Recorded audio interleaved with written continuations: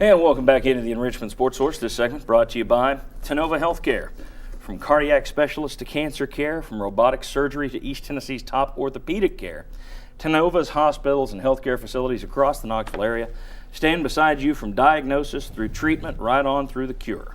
They did for me when I was dealing with a serious health issue. They will do the same for you. I trust Tennova. I hope you will trust Tennova as much as I do. They did a great job for me. I wouldn't be here without them. Trust Tennova Healthcare, folks. All right, back with Jimmy, Bob, Mark, and Chuck, who I don't think I introduced. It didn't make any difference because we were on right with the graphic. Yeah, we were on the radio. We were on the radio. So anyway, Jimmy, Bob, Mark, Chuck. I look a lot better on radio. All right, I want to quickly go around the SEC and discuss which coaches are not on the hot seat right now with 10 games to go in league play. Florida and Kentucky, obviously not. Andy Kennedy at Ole Miss, they're 15-6. They're third place in the SEC right now. Obviously, he's fine. Johnny Jones at LSU, 14-6. It's year 2. He's fine. Missouri, Frank Haith, 16-5, fine. Vanderbilt and Kevin Stallings, we'll talk about the job he's done this year. They're 12-8, but he's got a roster that's about the size of our panel here. He's not on any kind of hot seat. Georgia's Mark Fox. Yes. Started poorly. Then got off to a 4-1 start, and now he's dropped 3 games in a row. I don't think there's any question. He is definitely on the hot seat. I think he is, and I actually thought when they hired him, looking at his record, that was a pretty good hire, but I don't think he's been a good fit at Georgia. So, he's on the hot seat. Well, that's 2 coaches from Nevada that, he used to work with Trent Johnson. That's right. And, of course, they were both in Nevada, and Trent Johnson didn't work at LSU. Mark Fox won NCAA tournament in his 5th year. You think he's in trouble? Oh, yeah, most definitely. And because just of that recruiting base they have and not getting those players and having them go all over the country, without a doubt. The one tournament he did make was in year 2 with Dennis Felton's players, a pair of NBA guys. All right.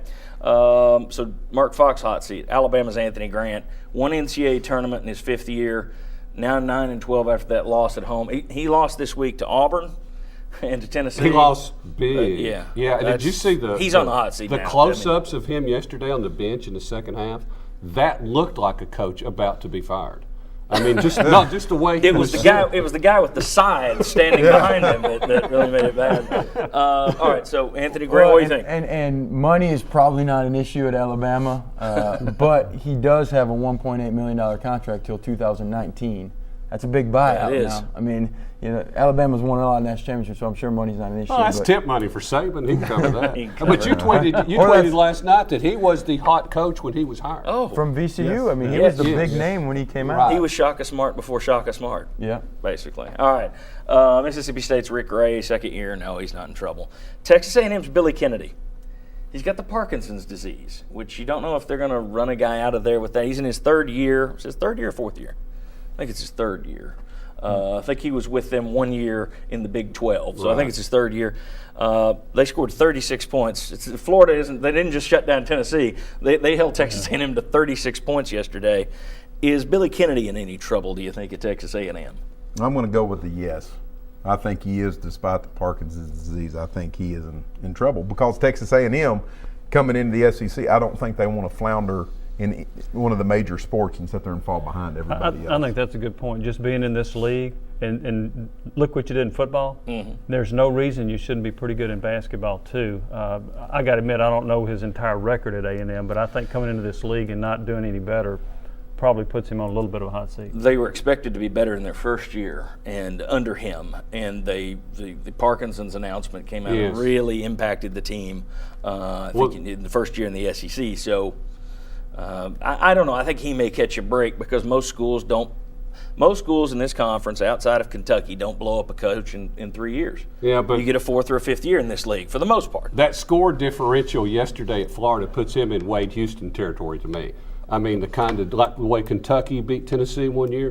When you lose like that and lose that badly, if things don't play out well, it could turn out very bad. I thought of Kevin O'Neal. Exactly. And again, Texas reemergence also puts more pressure on him. Good point. And the other part of it is recruiting. I'm not saying that there's coaches out there negatively recruiting against Parkinson's. He has. But he has. But for a kid and a parent and a family, if I'm recruiting I recruit to a coach. I don't recruit to a school, and that's a whole other subject. But if I'm going to play for a coach, how do I know he's going to be there for my career? And that's got to make it hard. There were some players last year that signed with Texas A&M that said Parkinson's was brought up and was used against him and was used against Texas A&M, which all these coaches say, well, this negative recruiting's terrible. Nobody does it, but everybody does it. And you go do the math on that. I think they're lying on the nobody does it part.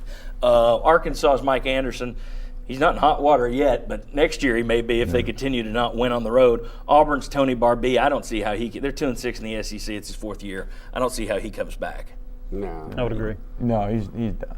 All right, Frank Martin, 2nd year at Carolina. He's fine. Cuonzo Martin, 3rd year. 19-win season his first year. 20 wins. Well, he's got a 19-win season, a 20-win season. I think at any other school he gets a 4th year easily. I don't think there's a debate, aside from Kentucky. Take them out of it. But they're not a normal school anyway. But you look at it, I think with his record, everywhere else, like an Andy Kennedy as we discussed last week, I think anywhere else they would say, you're going to get a 4th year to show what you can do. I think because he replaced a guy who went to 6 tournaments in 6 years, he's in a different boat. I think he has to keep winning. Do you look at those other guys on there and say, well, most of the guys on the hot seat are 5th year, 4th year. Does that change your view of the Cuonzo Martin situation? No, it does not. Because I've got no people that have season tickets and are getting ready to dump them. not going. I mean, they're upset about what has happened. They don't like the style of play that much. So, but it was set up by his predecessor's success, not so much any failures on his part. Here's the other factor to me that you look at. He's got a pretty good roster, right? He's got a roster that, in my opinion, should make the NCAA tournament. Close to a top 25 roster. Okay, the roster's not going to be as good next year. We agree on that? Yeah. Well, if he doesn't make it this year, then there's not the promise next year that they're going to be better. So I think that's a factor also in evaluating Cuonzo Martin. Okay. And I think he set the bar this year too. I mean, he said we should go to the NCAA tournament with this team, and that to me is kind of like the final deciding factor. Not that you don't keep him, but it's going to be really, really tough if you don't make the NCAA tournament. All right, I want to throw something else out here. This week on Sports Talk with you, Bruce Pearl, you didn't hit him directly with the question, but you kind of threw one out there for him, and he could have taken it there if he wanted to. He was asked if fans should be talking about him right now, and he said, no, fans should never talk about another coach. I would say that for any coach at any school. He did not say, I will not come back to Tennessee. His son, Stephen Pearl, talked to the Chattanooga Times Free Press this week. He said, well, I don't know that it would work out with my dad and UT either. No one has definitively said, I'm not coming back. Now, I don't think it's going to happen. I've said 1% chance, and there's a 1% chance we get hit by lightning. I don't think it's going to happen. But, yeah, watch. We've already had bats. We could have lightning. All right. I think there's a better chance of the bat returning than there is of Bruce Pearl returning to Tennessee. Bruce Pearl this week has been asked by the Tennessee Tip-Off Club, which I'm sure Cuonzo loves that, but he'll be speaking this week at the Tip-Off Club. If they take questions, he most definitely will be asked, would you come back to Tennessee? Will he dance around that, or will he give a definitive no? He'll dance around it. I mean, why should he all of a sudden? You played for him, you coached under him, what do you think? Well, I think he does love this place, and I think, if the opportunity was given to him, he'd love to coach here again. He loves the fan base.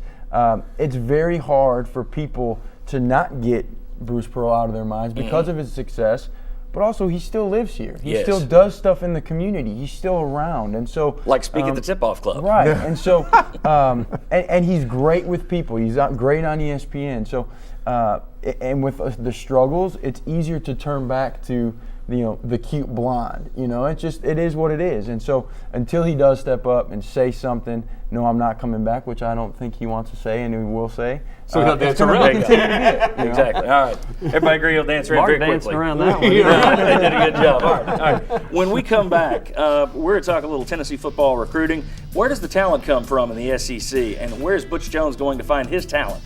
We'll tell you. Come on back on the Enrichment Sports Source. Miss an episode of the Enrichment Sports Source? Catch up online at sportsource.tv.